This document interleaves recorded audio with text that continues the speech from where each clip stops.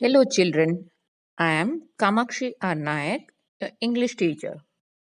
I think everyone might have received many gifts, isn't it? Which one do you like the most?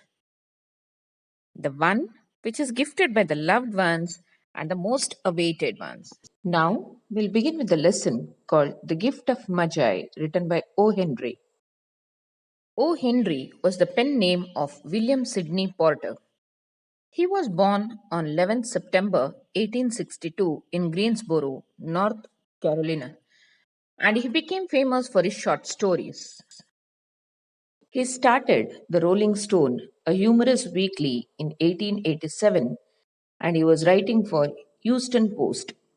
He wrote a story each week for New York World. He has penned more than 600 stories. The first collection of his stories appeared in 1904 in Cabbages and Kings, which was immediately popular. The other collections followed, including The 4 Million in 1906, The Trimmed Lamp in 1907.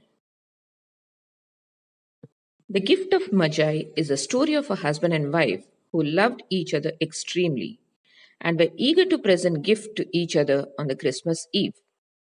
Whether they will be giving and what would be the gift, we will come across this lesson. Moving on to the text reading of first three paragraphs.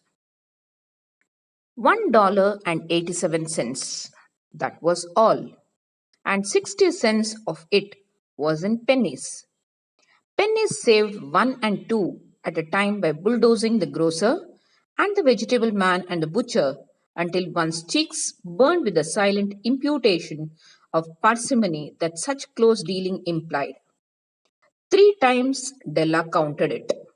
$1.87, and the next day would be Christmas. There was clearly nothing to do but flop down on a shabby little coach and howl. So Della did it, which instigates the moral reflection that life is made up of sobs, sniffles, and smiles, with sniffles predominating. While the mistress of the home is gradually subsiding from the first stage to the second, take a look at the home. A furnished flat at $8 per week. It did not exactly beggar description, but it certainly had that word on the lookout for the mendicancy squad. New words which we have come across in these three paragraphs.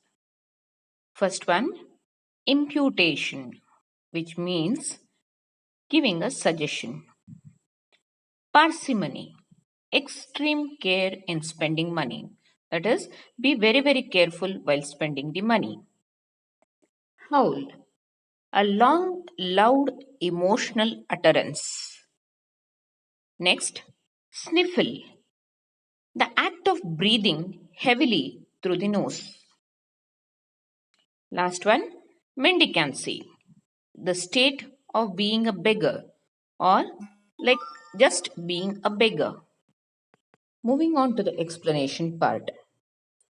Della had decided to give a precious gift to her husband Jim, and she was counting her savings, in which she could find was only $1.87, which she had saved bargaining with the grocer, vegetable seller, and the butcher. She would be so careful in spending the money.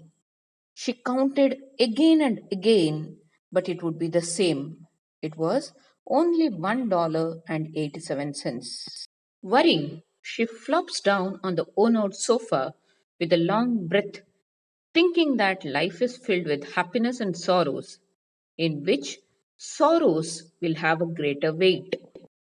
The author, who was describing Della, diverts the attention from Della towards the house they are residing.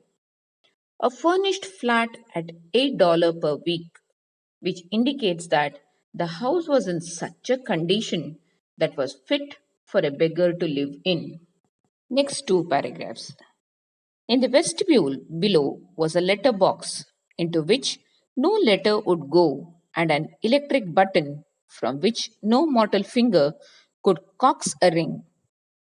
Also appertaining thereunto was a card bearing the name Mr. James Dillingham Young. The Dillingham had been flung to the breeze during a former period of prosperity when its possessor was being paid $30 per week. Now, when the income was shrunk to $20, though they were thinking seriously of contracting to a modest and unassuming D, but whenever Mr. James Dillingham Young came home and reached his flat above, he was called Jim and greatly hugged by Mrs. James Dillingham Young, already introduced to you as Della, which is all very good. Words which we come across is vestibule, a large entrance, cox, influence or urge by gentle urging. In this context, it is trying to ring the doorbell. When we come near the entrance, there is a letter box into which no letter would be dropped. There was an electric button or the doorbell, but no sound would come out of it. There was a nameplate bearing Mr. James Dillingham Young, which was in a good condition when he was getting $30 per week. But now the letter D of the nameplate had been flung to the breeze.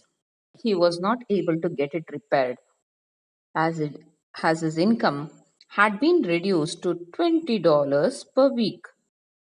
Whatever may be the income, love towards each other had not reduced. As soon as he reaches home, he would be called by his name and hugged by his wife. Now, it's the time for the assignment, children. Answer these simple questions. First one, mention the pen name of William Sidney Porter.